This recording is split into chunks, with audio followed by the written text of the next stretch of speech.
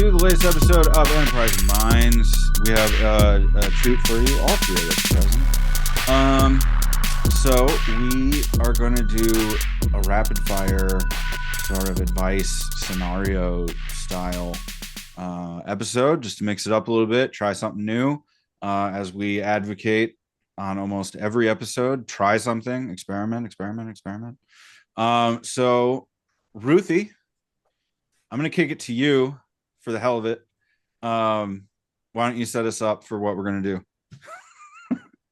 All right. So just before the show, Alex took a crack at asking ChatGPT for some scenarios of various businesses, from the restaurant to the luxury hotel to e-commerce, struggling with some sort of thing. So it said, ChatGPT, give me some scenarios of failing businesses, and essentially we're going to respond to each of them with ways we might address those various situations. And hopefully through our discussions, perhaps one of them will inspire you or get you out of a rut that you're struggling with in your own business.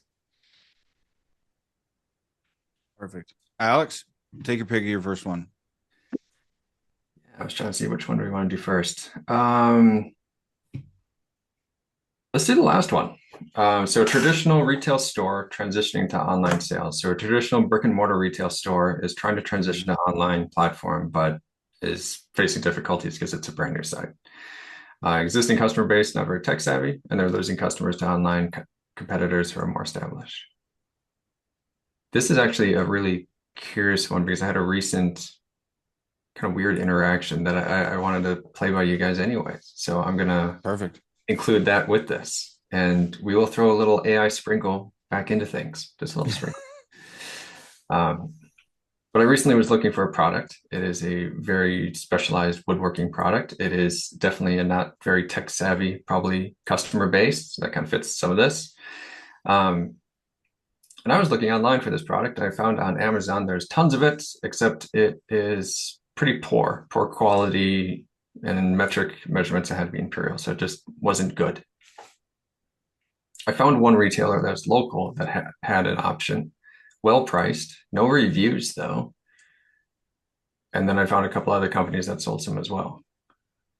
And the funny thing is, when I asked ChatGPT, hey, give me some options for this product and some comparison, they totally skipped my local retailer. And I asked them, hey, why'd you miss my local website? I said, oh, well, they have rate limiting and caption in place to block. So since I was using ChatGPT's search, it was actually blocking this local retailer's, and then the local retailer was blocking that, even though that was beating it by literally half the cost, exact same product, half the cost that they're selling it at. So way preferred. I would definitely go there. They're very close to my house. I would even order it online, and that would be, far superior cost-wise than any of the other options. But some people had posted only to Google Shopping, and Google Shopping only found some results that were actually, fully double the cost. Amazon as well, double the cost plus shipping, very expensive. And then these other retailers kind of in between, but they weren't on Google Shopping, so I never found them before to use ChatGPT. And this last retailer blocked AI, so ChatGPT didn't find it. So how did they block AI, Alex? What did they do? Caption rate limiting. So that's what they were, at least ChatGPT, I literally just asked it. I was like, what exact tools are being used to block you? And that was what they're using. So for people who have never heard of that and may not be technically savvy, what is that? Oh, sure. So CAPTCHA is that lovely little thing that sometimes pops up that's prove you're a human and not a bot. So if you have one of the Google ones, maybe you're clicking 5 photos of a motorcycle, or maybe you're typing in weird letters, alphabet kind of combination. But it's a difficult thing that basically an AI or a bot is difficult for it to perform. So it's a way to cut out bots and only have humans be doing things. So I've got an interesting transition here of actually, it's a website that is trying to transition to, the online shopping world. And that's actually an interesting thing that I would do in response to this scenario. So we have this retail store, going back to it, trying to get online. One major piece that I found that was basically a huge opportunity during this endeavor was, are you on Google Shopping or not? Mm-hmm. And the one that was listed on Google Shopping, I'll just say it was $41. And it looked like it was the only option. It was $41. When I looked at this local retailer, it was actually $20. So it was like, If they had only posted their information and their file on Google Shopping, I would have gone to them right away and just bought the product. But it was exceeded what I wanted to pay basically for the product. So that's why I kept looking around online. Also, if that small retailer, there's local, if they had sold their products on Amazon, again, another basically file and posting, there was $41 plus $11.99 shipping. I mean, whatever they were doing at 21, selling at retail, even plus shipping, they would still be doing well.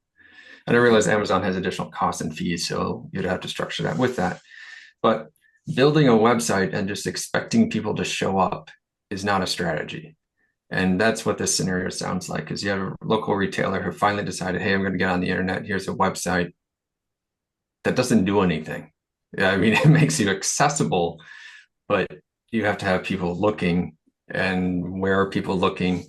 It doesn't necessarily mean that you can just build a website and they will show up. So that would be one play that I would think of immediately, is think about the alternatives of where the audience already is. Can you show up there? Try to push yourself there as well. I think a couple of additional thoughts. This reminds me of a episode probably 6 months ago or so, in which we talked about the declining traffic to traditional online places, right? And that we were seeing a great decrease in that. And I think this plays in very nicely. To your point, Alex, you can't just set up a website, which honestly it makes me a little sad, right? Because we're talking about small business owners. They don't have a lot of extra time to go, how not only am I managing my actual storefront, but how am I managing my online footprint, which is essentially what this is. And to recap what you guys were just saying, yes, you set up your website, but also you got to make sure you're present in the various marketplaces that are people are looking, such as Google Shopping, Amazon. Sounds like ChatGPT is going to be entering the mix, countless others, right? I suspect we could look for an entrepreneurial service that has a way of listing this, and you can sort of shoot it all out. Possibly there's a good market niche if it doesn't exist already. The other piece, though, that I would say, if you're a traditional retail store transitioning to online, or at least diversifying with online, one of the cool things is you already have a very strong asset, which is an existing customer base that potentially you can utilize or work with to say, hey, what is it you love about us? Now let's make sure that the digital world also knows what you love about us. Or one of the things that I'll always do, especially if I'm looking for, say, plants online, which I'm likely to do, is I'll take a look not only at their catalog, but also like, show me that you're a real place, which then amplifies my trust in that place, because I can go, okay, maybe you're a bookstore selling online. Now I know here's the quality of the bookshelves in your space, so I know what I'm getting. So there is a real benefit too. It's not all doom and gloom, but definitely some new knowledge hurdles you've got to cross. Yeah, it's interesting that you started with the really niche, because I've been noticing, like, driving up to my parents' house, there's this one, they live in this like smaller, suburban community. And there's this one strip mall sort of in the main part of the town you drive through. And the latest shop to open up was a sports card trading store. And immediately I'm like, how are you able to afford rent with those margins? Like, I don't I don't understand that. I'm largely ignorant of that market. But the online piece does allow you to find your audience, even if it isn't necessarily in a third ring suburb, right? Where, maybe traditionally you might have 20 people in the town that would be interested in that kind of thing, right? So you end up becoming more of that, like that shipping and finding things. Like if I was consulting and a person came in and asked for this type of thing, I would say, okay, what's your tech setup? Like, how much is this platform going to be tied into what you do in your store?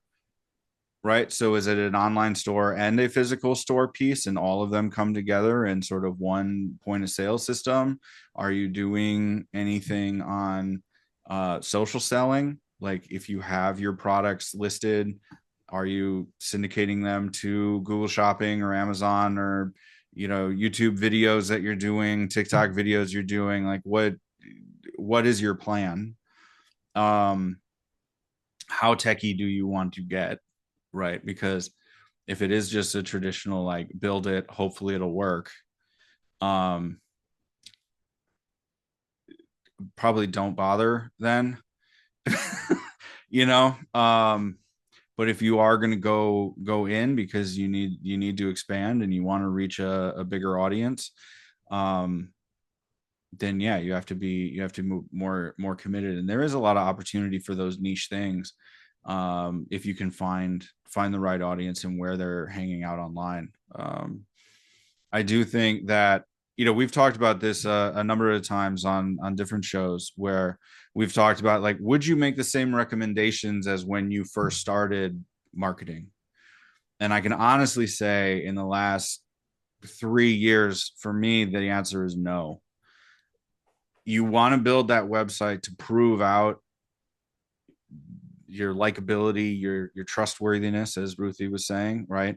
To have a space that you control the communications, right? But then you need to be where that audience is too, whether that's on a particular app or a particular third-party website. If it's a magazine or a trade group, go target those, become an active member in that locale for that. If you are a location-specific business, what can you do with those coupon mailers, if that's relevant to your service, right? That's like the only thing I get in my mailbox anymore are these local business coupons. So I mean, all of those are options, but again, you have to set the strategy and you have to know who you're targeting and where they might be. Hey, I'm going to shift gears and I'm going to toss another one out, and I'm going to have Dave, you start, because this seems like it's right up your alley. Sure.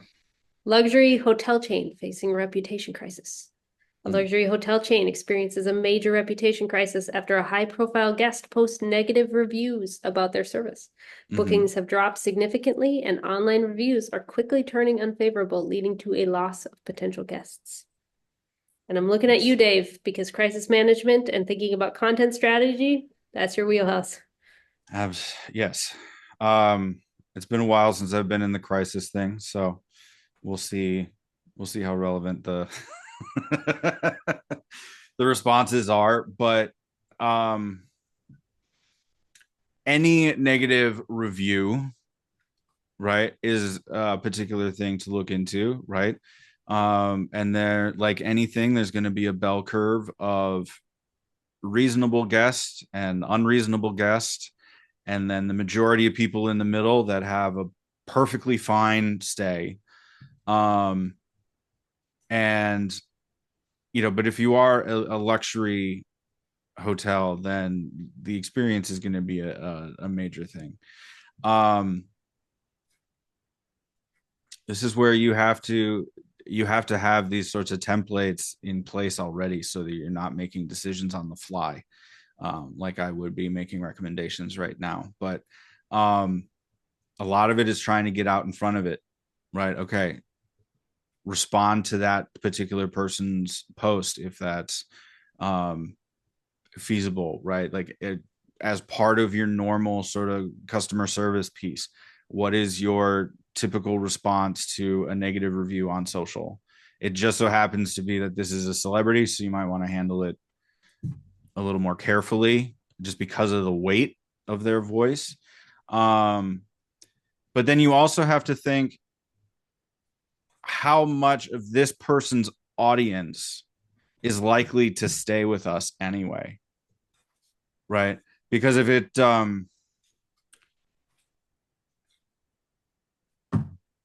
yeah, I mean, if it's like Joe Rogan and he has I'm not going to say a lot of his crew is going to be staying at a 5-star hotel. Maybe not, but So you think typically they might demographically, temporarily, we can make some assumptions. do you think that then there would be kind of a temporary review bombing and then it kind of goes away? Is that where you think where that might hit? Typically, I think, yeah. And like anything, you have to understand and tell yourself nothing is ever as good or as bad as you think it is. Right. When this hits and you start seeing um all the DMs and your friends are screenshotting it, going, "Oh man, you must be having a horrible day today." You Yeah, know, you're going to be a little emotional. You might not make the best decisions. But yeah, I mean, it'd be one of those things where you could talk about, we're sorry, you know, we're sorry we're doing this, or you had this experience. This is not typical of our things. We have a review process. We're now undergoing that. You know, that kind of messaging is very corporate, very like, okay, they had to say that, but it's also necessary because it at least shows that, okay, we're doing something. But then you also have to follow up on it to show that, okay, yes, we did something, we did look into it in the appropriate channels, right? Um you don't want to just give away that information if it dies down itself, you know, on its own. So I want to play out that one for a sec because I think that's an important piece, that addressing issues in the context in which they happen is, of course, critical, and follow through is important. But to riffing off a point you guys just made, not everyone's going to follow that person. Not everyone's going to know. I can't tell you how many emails I've gotten where it's like, "Oh, we're sorry, our site was down. You get 20% off." I didn't know the site was down. I guess now I do. Fantastic. But it's like negative messaging yeah, to a wide audience that perhaps is unnecessary is something else. So that's a curious balance in crisis situations, is being very directed with your communications. yeah. So one situation that I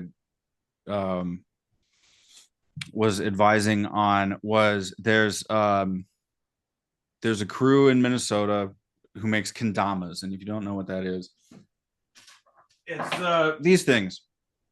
They have, you know, for those of you on the podcast version, it's like a wooden hammer with a spear on the top, and a wooden ball on a string goes on top of the spear, and you try to get the ball into the cup without your hands.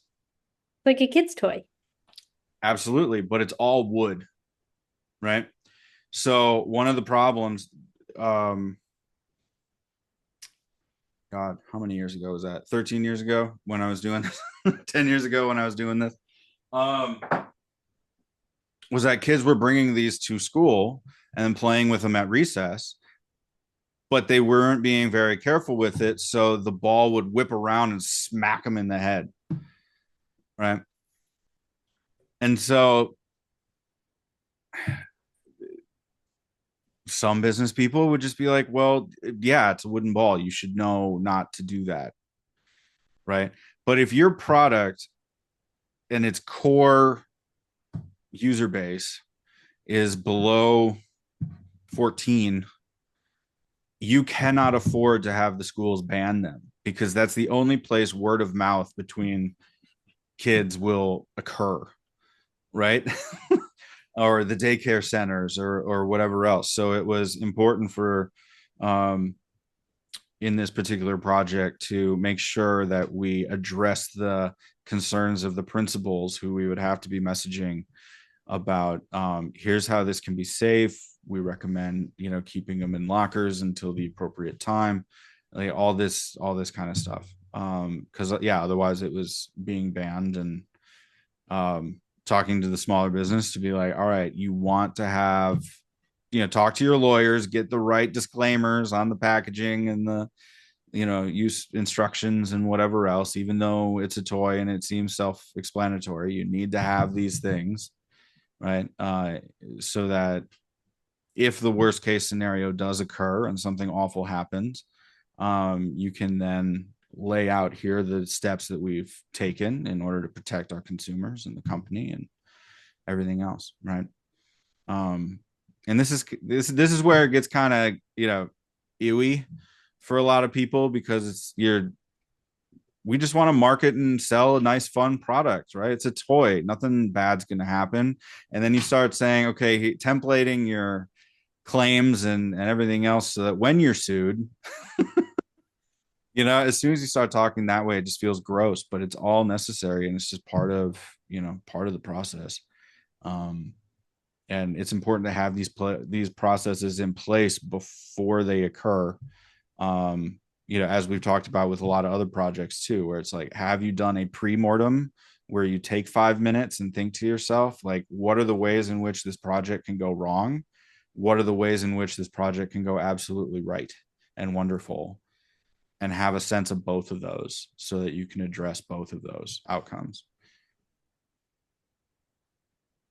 I'm also going to give a shout out to having diversity within your team, because having somebody like Dave who thinks about what can go wrong and how we need to order our claim sheets so that we don't get sued is an important part of running a business effectively. Mm-hmm. As much as I would love rainbow sunshines and unicorns, those horns are pointy. Getting back to the scenario that Mm-hmm. actually happened this last week that I was involved in. There's a reputation issue that happened. And one of the best things that we had was very quickly an external agency that we already had basically some work with, have them review it Mm-hmm. and come back with a response to the internal team on what to do. And there was already an agency involved, but it's really nice to bring in somebody from the outside to just literally send us 3 paragraphs on, yeah, this could have gone that direction and you know how to handle it, basically. But Mm-hmm. having an external source just lay that out very clearly with no emotional attachment to the whole project made things happen. Yep. Internally, there was a fire drill going on that just wouldn't stop. Once we got that message, it was able to at least point to that and saying, hey, an external says the same thing that obviously we've been saying. It's handle it, deal with it, and work through it. Mm-hmm. Where the other team was basically just panicking, sitting on their hands. So, Alex, that's huge. Even if you don't have the sort of internal squabbling that often happens, right? That's a huge benefit of having an agency around, is to resolve internal disputes. But just having that third party lack of emotion, here's our response to the situation, that can go a very long way. it was helpful. I mean, with any organization that has like a lot of reviews around them, online reviews, in this case, like a luxury hotel would, e-commerce, no matter what it is, it's nice to have somebody who's external to the organization who can provide that kind of rational response and just be like, I need a gut check every once in a while, or something like this flares up. And to your point of the external side of things, when a crisis hits inside the organization, there is a lot of churning and burning and people losing their heads, right? Because you're dealing with the internal politics of who's responsible, how did this happen, was it the manufacturing thing, was it sales, was it whatever it was. So then it is nice to have that third party to be like, okay, let's focus on the language so that we can say the right thing to like release the pressure, right, but also not have it, bite us back in anything that might come after this. Right.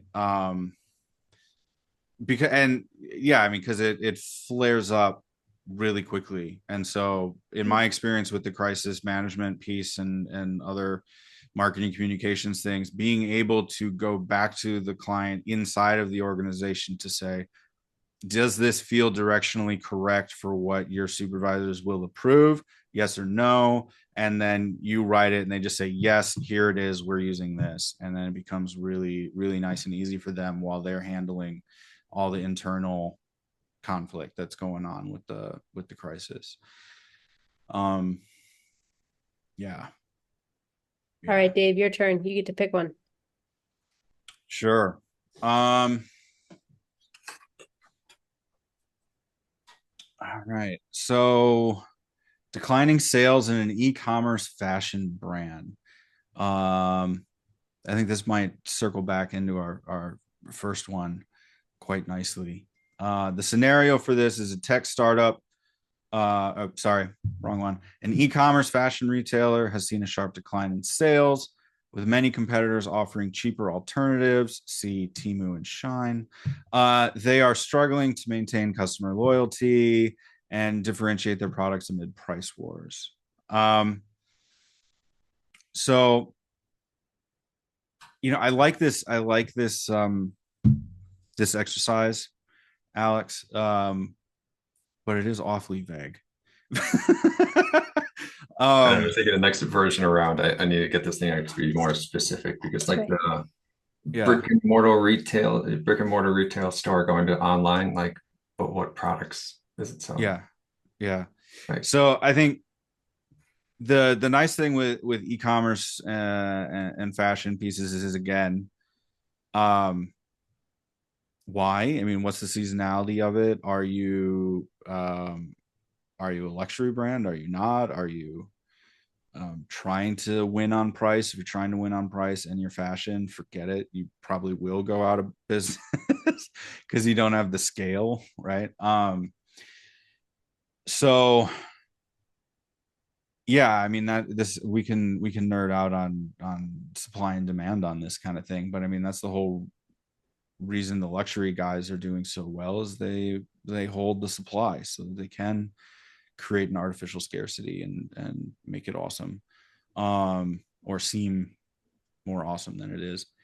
But what would your initial thing if you had a client come to you or a company come to you and be like, hey, our sales are down, we need to stem the bleeding before we actually do a full kind of strategic redo? How do you stem the bleeding? Ruthie, I don't think you've been first yet. Go for it. I'm making notes on my little notepad. To your guys' points.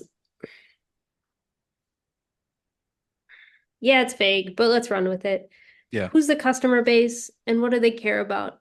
I mean, a lot of our conversations go back to basics. And the reason we go back to basics is because they matter. Mm-hmm.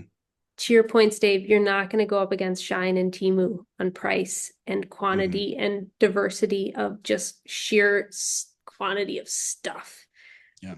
Honestly, it's a little sickening to me. So this is, I'll preface this by saying I might get on an extra soapbox just about the fashion industry in general. I'll try and stay away. But who's your customer base and what do they care about? Because you've got to lean into that. Mm-hmm. If you don't lean into that, you're just sort of trying to go after the general mass market, there's nothing that's keeping you standing apart. There's nothing that says, oh, I'm going to pick them because I care about X. I associate with this, or this thing is very important to me. Since we're talking about fashion, I'll share a couple of examples of things that I've seen in the last couple of years within the online space that have helped different companies differentiate themselves. One thing that is very much present, especially if you look in the t-shirt market, is people care a lot about the GSM of their t-shirts. I'll get it wrong if I try to remember the acronym of GSM at this moment, but people care a lot about the weight, about, is my t-shirt see-through? Mm-hmm. Is it going to last over time? Some places, like you go to Shine, you go to Temu, you're probably not going to get specifics on here's the weight of the cotton and here's where the seams are. And here's the things that you care about if you're really niche into the t-shirt market. So that's one example of how I've seen a number of different companies go, okay, we're going to be very clear and transparent about how our clothes are made, what materials are being used, so that even though we're not going to compete on price with the Uniqlos of the world, we can compete on, we know more, or you customer now know more about this t-shirt that you're buying than you do if you go to the mass market. You're paying $8 because you don't care. But if you do care, come over here, pay a little more, and we're going to tell you some details. I think this is true with a lot of the sustainability plays as well, and the transparency and supply chain. You can charge more if you know where your cotton was sourced. You can charge more if you know your merino wool comes from sustainable sources. So that's one play. Again, you need to know what your customer base cares about. Another play, of course, that's been very popular over the last 5 years, perhaps even longer, is this sort of we've got a limited quantity drop situation. Right. This is when you've got a core customer base, they like your product, you say, we're going to limit our cost by, only making so many so that we don't have excess material sitting in a warehouse somewhere. And we're going to charge a bit of a premium because you get to have this exclusive thing, and we're going to continue to drop specific sets and make that sort of your differentiator. Like, yeah, you can always get the same t-shirt from Target, but here you get this special thing, and you know that we're good quality or that we've got a specific style or a specific color, and that's where you're going to play into more diversity in the type of thing that you're offering. So those are some of my quick hits. And then as a sort of personal bias, man, go for quality. I will pay more for good quality clothes that don't have shitty seams and that don't become ruined after one wash, right? Like, Right. I will pay more for that. And if I wash your shirt and it, 2 washes later looks terrible, I'm not going to buy any more clothes from you. Maybe this is just me. I'm hoping this is catching on with the wider market because, man, we need a bit of a revolution in female quality clothes with pockets, please. I love the pockets, man. You mean you want utility and looking good? Nah. Nah. I know it's hard. I'll pay more for it. Yeah, it's interesting for me because I feel like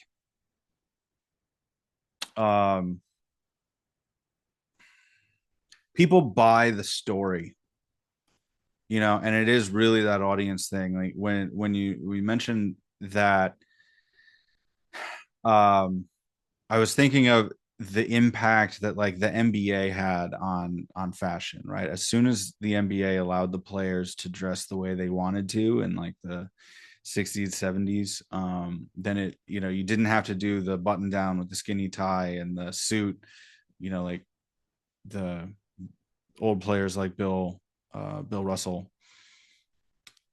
Then it became like a party. It became who's the best dressed. You get that intro where they're walking through the stadium to the team's locker room, and it becomes just part of the pregame conversation. And if that's your favorite player, you might then start, looking at those shoes, looking at, Armani suits, which, more power to you. But yeah, I think on the story piece, again, my favorite example of that with like modern marketing really is the Liquid Death water brand, because they're using humor. They've created a completely nonsensical story to sell water, and they have completely leaned into that as hard as possible, to the point where they just did a co-branded giveaway or charity auction with Yeti coolers, and they made a full-size Yeti casket cooler that is actually two coolers in the casket, and then they auctioned it off to go to the charity stuff that they're using. But like, how do you get away with that kind of stuff? Like, to get the amount of press for that and the amount of organic shares that you get because, oh my God, they built a casket for water.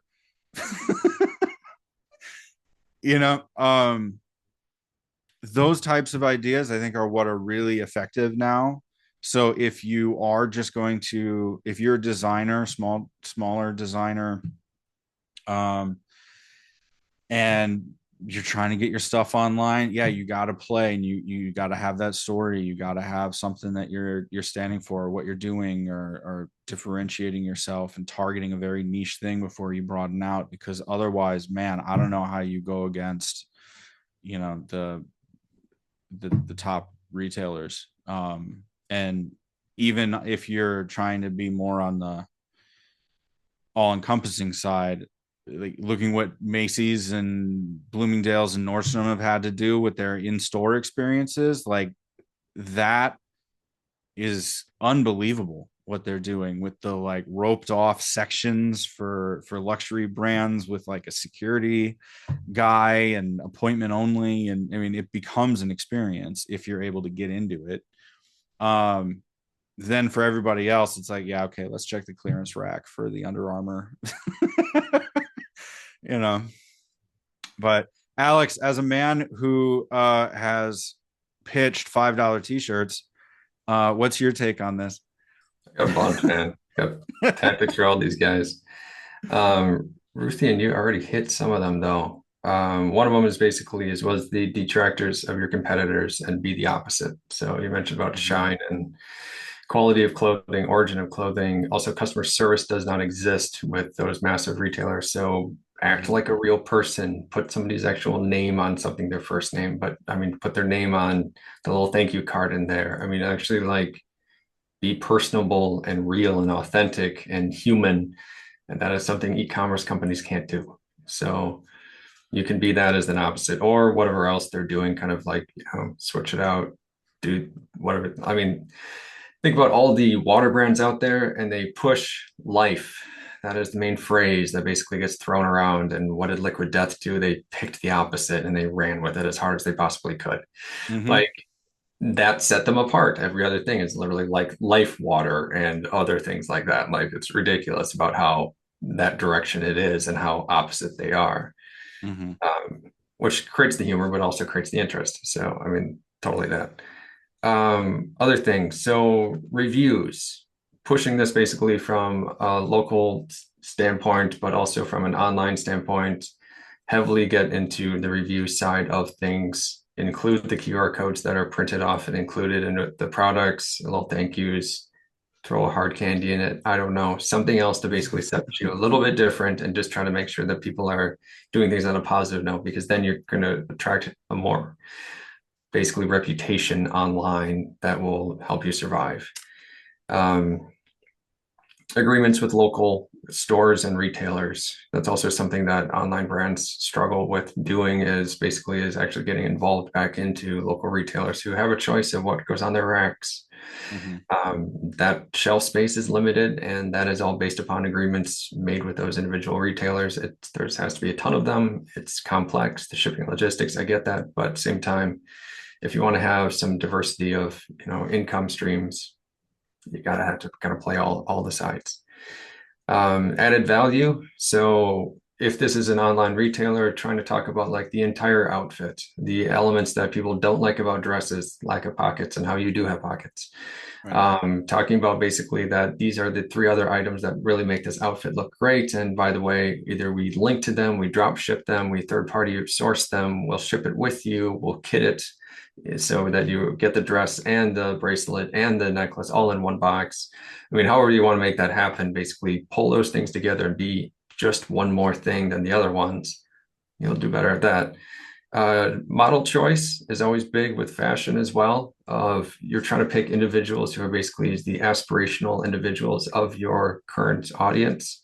So getting to know your real audience and trying to figure out, okay, do we have realistic models? Do we have models that actually can basically fit to our current audience as well as what our desired audience is? Are we alienating others by trying to, basically mix and match this in the wrong way? There's a lot to play there, especially the cultural side of it too. The other one, basically the last one, would be just influencers. So trying to work through that message and that brand and then trying to become popular in different ways, creating videos and content around each one of your products. I mean, that was what Zappos who did that. They did a shoe video. They had like 6 full-time video studios working for years. And all it was an employee being thrown a shoe and then them manipulating it with their hands. So you can get an idea of the flex, the size, the color, the style of it, all the rest of that kind of thing. That adds so much more than the Photoshopped photography that you get with e-commerce sites, which, yeah, it looks weird. It doesn't seem trustworthy. And I would love to see someone actually, show that, yes, I'm wearing a red shirt. I'm going to throw this t-shirt over it. You don't see through it. Hey, guess what? It's not see-through. You can prove these elements. You can show the thickness of it with your hands by actually holding up the fabric between two fingers. Like there's ways to basically try to take what is a very tactile, visual-based kind of product and also try to emphasize all of those elements as well as you can online, which gives you so much more than what any other retailer is doing. Right. And then I guess the last one, you guys had said it in kind of different ways with kind of like the drops, but limit your inventory. Try to figure out basically what are your key items, work with those key items, streamline to hit those sales. Yeah. Having tons and tons of inventory is the death of like every clothing company that I've ever heard of. So the alienation piece that you said, I think is important. And if you're going to be successful, you cannot be for everybody. That is literally how marketing works. Yeah, you have to get rid of the people who are not interested in your products. Yeah. You know, and if it's a big enough organization, or if you have a big enough kind of like preset logistics manufacturing stream that you can't like split it through brand. You can launch 2 brands. You can launch 3 brands. You can split things up. You can say, hey, we've got a side brand, a sister brand, who is our jewelry retailer side of things. Right. I mean, if you have those contracts already in place and they're 5-year contracts, I get it. Like you can still work that product into the market, but you don't necessarily have to alienate the other half at the same time. Yeah. Well, and even though you're online, you can also do things in the real world. Mm-hmm. I remember talking to somebody who was at one of the major food companies, and I said, you know, it would be really fun if you can get like legal to approve it and you know, do whatever for this, like go to all the outdoor stores like REI, Publix, outdoor, like what, you know, Camping World, and just put a coupon for a free box of granola or something in all of the windshields, right? Like, because you know that demographically you're going to hit about 80% of people. Literally what marketing has termed the crunchies. Yes, absolutely. And you could do something fun like, hey, I see you drive a Subaru and you're at REI. Here's, you know, some yogurt recommendations too. Like, you know, so it's too fun. Yeah. So it probably won't ever be executed. But I mean, that's the type of thing where if you're a smaller brand, that idea might actually play. Because what else do you have to lose? If people don't know who you are, now you're doing the kind of punk rock poster the city, you know, kind of thing with your upcoming show posters. Like, you know, get out there and get the awareness. And even if you have a small amount of people who convert on that, the stunt might also get you some publicity in the local news as well. So something to consider. You know, obviously, if you're going to pull some sort of stunt or whatever else, you may need your lawyers involved. Always be smart about it, but don't let that get in the way of a good idea for what you're doing.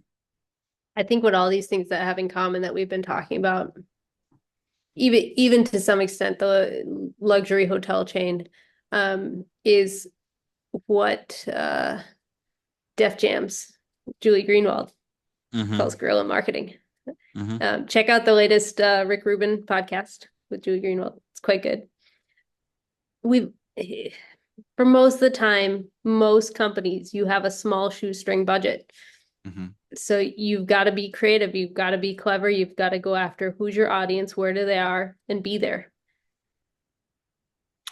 For my favorite example of guerrilla marketing, look up Mr. Clean Magic Eraser crosswalks. It's wonderful. It's wonderful. On that note, thank you for listening. Thank you for coming by. Please drop us a note online. In the description, you'll find the email. Hit us up with episode ideas or feedback on thoughts on this episode or what you might do, or any follow-up episode ideas you might have. Please let us know. We would love to hear from you all. Like, rate, and review. It really does help us know what you guys are thinking and liking from the show. And we will see you in the next episode of Enterprising Minds. Take care. Thanks, Al. Cheers.